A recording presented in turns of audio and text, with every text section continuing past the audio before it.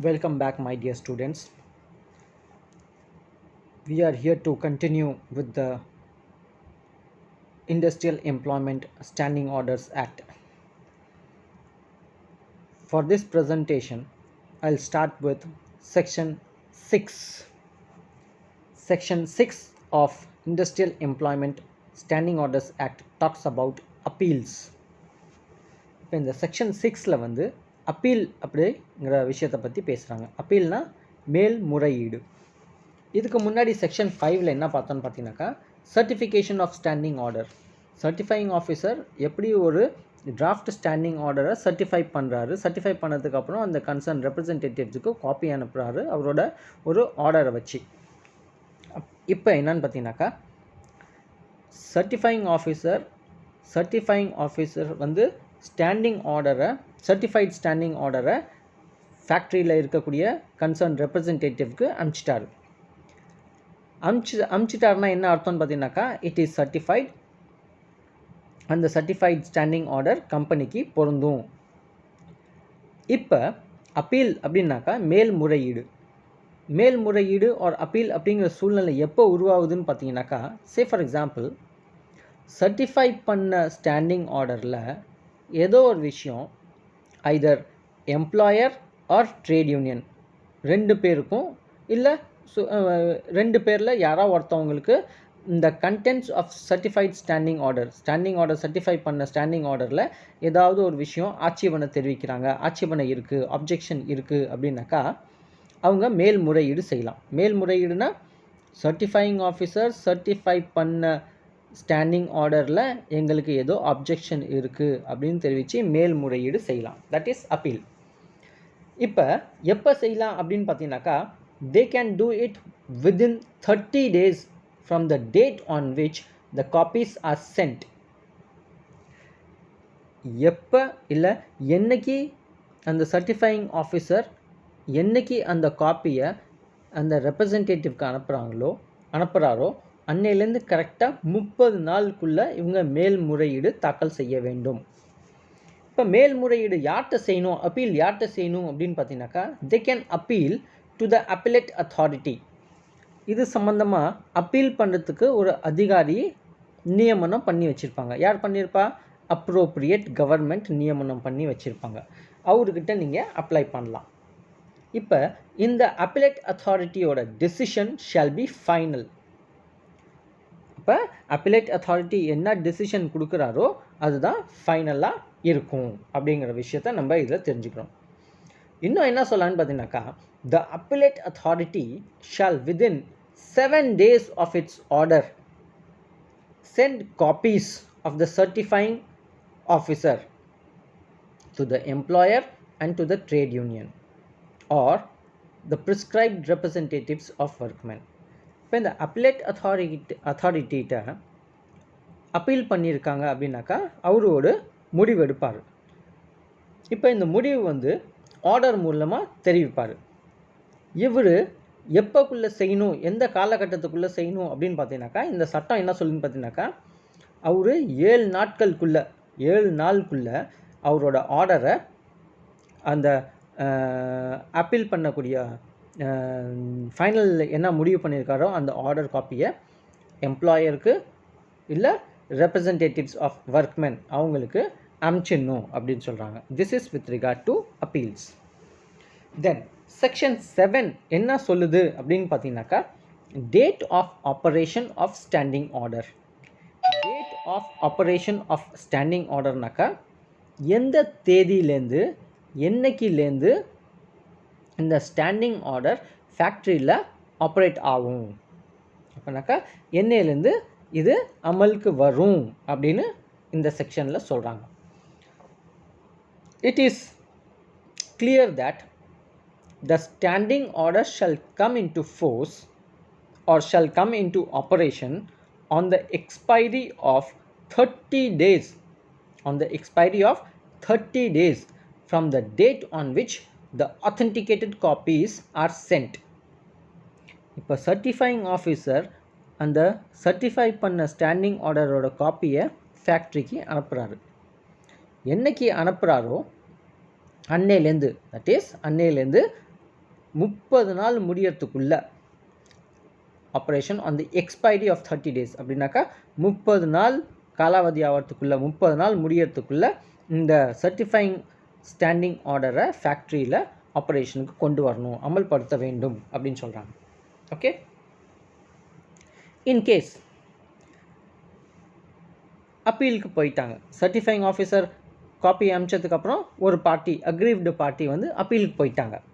இப்போ அப்பீலுக்கு போனதுக்கப்புறம் என்ன சூழ்நிலை, எப்போ இந்த ஸ்டாண்டிங் ஆர்டரை ஆப்ரேஷன் கொண்டு வரணும் அப்படின்னு பார்த்தீங்கன்னாக்கா, where an appeal is preferred, ஒரு அப்பீலுக்கு போயிட்டாங்க அப்படின்னாக்கா, on the expiry of 7 days, on the expiry of 7 days from the date on which the copies of the order of the appellate authority are sent. Appeal போனதுக்கப்புறம் அந்த appellate authority என்ன முடிவு பண்ணுறாரோ, என்ன order issue பண்ணுறாரோ, order issue பண்ணக்கூடிய தேதியிலேருந்து கரெக்டாக 7 நாள் முடியறதுக்குள்ளே இந்த ஆர்டரை, தட் இஸ் ஸ்டாண்டிங் ஆர்டரை ஃபேக்ட்ரியில் அப்ளை பண்ணணும்.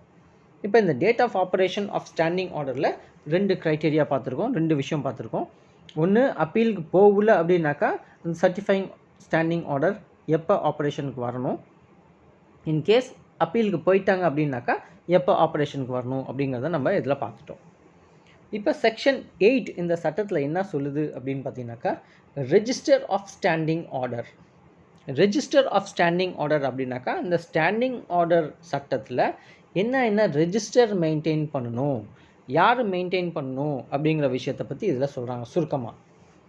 It is set that a copy of all standing orders as finally certified under this act shall be filed by the certifying officer in a register in the prescribed format, maintained for the specific or said purpose. இப்போ இந்த சட்டத்தில் certifying officer எந்த standing ஆர்டரை certify பண்ணுறாரோ அதோட எல்லாத்தோட ஒரு காப்பியும் ரெஜிஸ்டரில் prescribed ஃபார்மில் மெயின்டைன் பண்ணணும் அப்படின்னு சொல்கிறாங்க. ஓகே, ஏன் அப்படின்னு பார்த்தீங்கன்னாக்கா, ஃபியூச்சர் ரெஃபரன்ஸுக்கு எப்போயாவது ஒரு காப்பி தேவை அப்படின்னாக்கா he should be in a position to produce those as a document. Okay, section 9. இப்போ செக்ஷன் 9ல் என்னத்தை பற்றி பேசுகிறாங்கன்னு பார்த்தீங்கன்னாக்கா, posting of standing orders. Posting of standing ஆர்டர்ஸ்னாக்கா, for example draft standing order அனுப்பிச்சாங்க, சர்டிஃபைங் ஆஃபீஸர் அந்த டிராஃப்ட் ஸ்டாண்டிங் ஆர்டரை கோத்ரூ பண்ணார், சர்டிஃபை பண்ணிட்டாரு, ஃபேக்ட்ரிக்கு அனுப்பிச்சிட்டாங்க. இப்போ ஃபேக்ட்ரிக்கு அனுப்பிச்சதுக்கப்புறம் நம்ம கம்பெனியில் இந்த ஃபேக்ட்ரியில் எந்த ஸ்டாண்டிங் ஆர்டரை சர்டிஃபை பண்ணியிருக்காரு, சர்டிஃபை பண்ணப்பட்ட ஸ்டாண்டிங் ஆர்டரில் என்ன எல்லாம் விஷயம் இருக்குது அப்படிங்கிறத all the concerned should be made known. அவங்க எல்லாருக்கும் தெரிவிக்க வேண்டும். இப்போ எல்லாருக்கும் அவேர்னஸ் க்ரியேட் பண்ணணும். நம்ம கம்பெனியில் இருக்கக்கூடிய ஆப்ரேஷனில் இருக்கக்கூடிய ஸ்டாண்டிங் ஆர்டர் இதுதான் அப்படின்னு all the workers should be made aware of this particular certified standing order. And for this purpose the act clearly says that என்ன பண்ணணும் அப்படின்னு பார்த்தீங்கன்னாக்கா, இந்த சர்டிஃபைட் ஸ்டாண்டிங் ஆர்டரை வந்து ஒரு காப்பியை வந்து ஐதர் இன் இங்கிலீஷ் லாங்குவேஜில் இருக்கலாம், இல்லைனாக்கா the language which is understood by majority of the workers. இப்போ எல்லாருக்கும் இங்கிலீஷ் தெரியும்னு சொல்ல முடியாது. இப்போ ஒரு ஃபேக்ட்ரி எக்ஸ் ஆர் ஒய் அப்படிங்கிற ஃபார் எக்ஸாம்பிள் எக்ஸ் அப்படிங்கிற ஒரு ஃபேக்ட்ரியில் மெஜாரிட்டி ஆஃப் த ஒர்க்கர்ஸ் என்ன லாங்குவேஜ் புரியுதோ அந்த லாங்குவேஜில், தட் இஸ் அந்த லாங்குவேஜில் இந்த சர்டிஃபைட் ஸ்டாண்டிங் ஆர்டரை ட்ரான்ஸ்லேட் பண்ணி வச்சுக்கணும், right? Either in English or in a language which is understood by majority of the workers.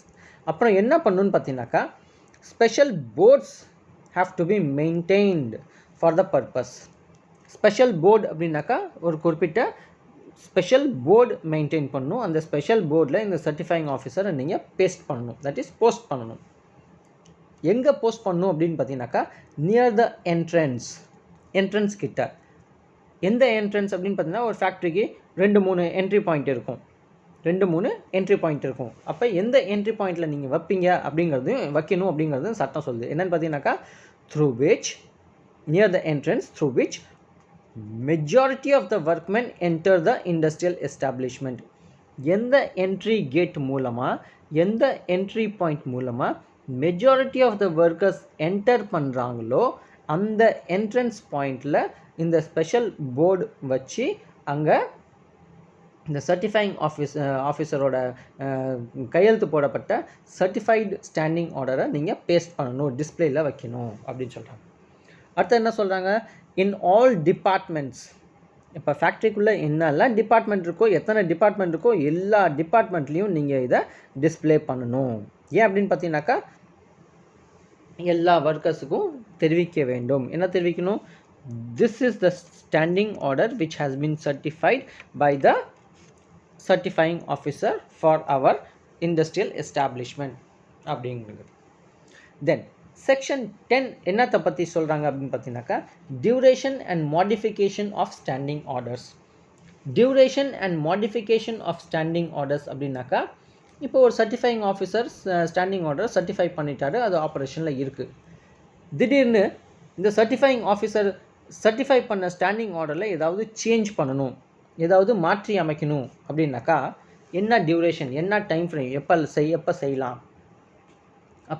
அப்போ நீங்கள் மாடிஃபை பண்ணணுன்னா என்ன ப்ரொசீஜர் ஃபாலோ பண்ணணும் அப்படிங்கிறத பற்றி தான் இந்த duration and modification of standing orders சொல்கிறாங்க. டியூரேஷன் என்ன சொல்லாங்கன்னு பார்த்தீங்கன்னாக்கா, modification can be done until the expiry of, cannot be done, modification cannot be done until the expiry of 6 months from the date on which the standing orders or the last modification came into operation. இப்போ standing ஆர்டரில் ஏற்கனவே எப்பயாவது மாற்றி இருந்தாங்க, ஏதாவது change பண்ணியிருக்காங்க விஷயத்தை, இல்லை கண்டென்ட்ஸில் ஏதாவது சேஞ்ச் பண்ணியிருக்காங்கனாக்கா அந்த சேஞ்ச் பண்ண தேதியிலேருந்து 6 மாதம் வரைக்கும் நீங்கள் எந்த விதமான மாற்றமும் செய்ய முடியாது. It is fixed. அப்போ you can bring about some change in the standing on the certified standing order only after the expiry of 6 months. 6 மாதம் கழிச்சு தான் நீங்கள் அதில் சேஞ்ச் பண்ணணும். இதுதான் டியூரேஷன். இப்போ மாடிஃபிகேஷன் ஆஃப் ஸ்டாண்டிங் ஆர்டர்னாக்கா, இப்போ மாடிஃபை பண்ணணுன்னா நீங்கள் என்ன பண்ணணும் அப்படிங்கிறத இதில் சொல்கிறாங்க. இப்போ நீங்கள் ஆரம்பத்தில் டிராஃப்ட் ஸ்டாண்டிங் ஆர்டரை சர்டிஃபைங் ஆஃபீஸருக்கு அனுப்பக்குள்ளே என்ன பண்ணினீங்க? மேக்ஸிமம் அதே தான் நம்ம இதில் பண்ண போகிறோம். என்னென்னு பார்த்தீங்கன்னாக்கா, standing orders or the application for modification of standing order shall be accompanied by 5 copies. நீங்கள் மாடிஃபிகேஷன் கொண்டு வரணும்னு நீங்கள் நினைக்கிறீங்களே, அந்த அப்ளிகேஷனோடு சேர்த்து நீங்கள் 5 காப்பி அனுப்பணும். என்ன சேஞ்சஸ் கொண்டு வரீங்களோ அதெல்லாம் 5 காப்பி நீங்கள் அனுப்பணும். இப்போ மாடிஃபிகேஷன் கொண்டு வரணுன்னாக்கா, நீங்கள் என்ன சேஞ்ச் ப்ரொப்போஸ் பண்ணுறீங்களோ அந்த சேஞ்ச் எம்ப்ளாயர் நினச்சா அவர் இஷ்டத்துக்கு சேஞ்ச் கொண்டு வர முடியாது, ஒர்க்கர் நினச்ச நேரத்துக்கு அவங்க ப்ரொப்போஸ் பண்ண சேஞ்சை ப்ரொப்போஸ் பண்ண முடியாது. என்ன நடக்கணும்னு பார்த்தீங்கன்னாக்கா, the proportions proposed to be made, என்ன சேஞ்சஸ் ப்ரொப்போஸ் பண்ணுறாங்களோ கொண்டு வரணும்னு நினைக்கிறாங்களோ, and where such modifications are proposed to be made by agreement between employer and workman.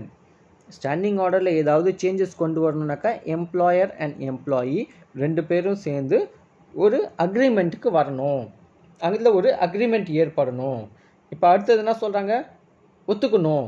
there should be an agreement between employer and employee to propose certain changes in the prevailing standing order. Then it is also said that a certified copy of that agreement shall be filed along with the application. இப்போ agreement reach பண்ணிட்டாங்கனாக்கா employer employee என்ன changes கொண்டு வரணும் propose பண்ணணும்னு நினைக்கிறாங்களோ அது எழுத்துப்பூர்வமாக எழுதி அக்ரிமெண்ட்டில் 2 party employer 2 பேரும் சைன் பண்ணணும். அந்த சைன் பண்ண அக்ரிமெண்ட்டோட ஒரு copy, that is xerox copy, ஒரு காப்பியும் சேர்த்து நீங்கள் அப்ளிகேஷனோட நீங்கள் சப்மிட் பண்ணணும். நீங்கள் அப்ளிகேஷனோட சேர்த்து சப்மிட் பண்ணால் தான் இந்த மாடிஃபிகேஷன் ஆஃப் ஸ்டாண்டிங் ஆர்டர் அப்படிங்கிற ஒரு application can be accepted by the certifying officer. That's it. Thank you.